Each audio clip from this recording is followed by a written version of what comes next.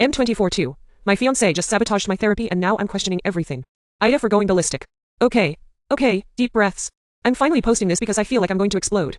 I've been wanting to for days, but I was hoping things would magically resolve themselves. They haven't. He hasn't even apologized. So, background. I'm 24, he's 26, let's call him Mark. We've been together for 3 years and are supposed to be getting married in October.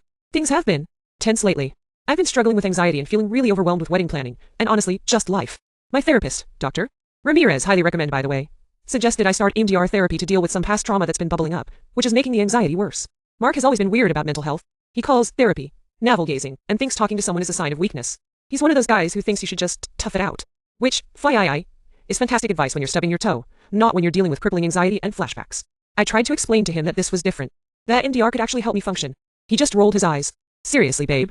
Another thing to obsess over. He even started mimicking my therapist's voice when I talked about my sessions. Like, well, Dr. Ramirez says. And then he'd make some sarcastic comment. It was so patronizing. Fast forward to last night.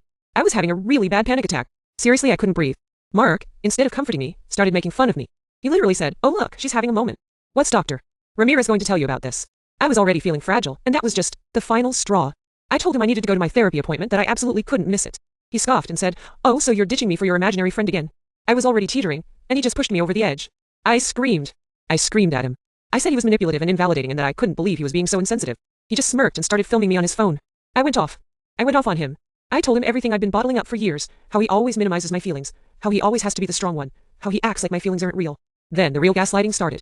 He blew up my phone with texts to our family saying I was being crazy and unstable. He sent screenshots of my screaming fit to my mom and his sister. He's playing the victim. The golden child.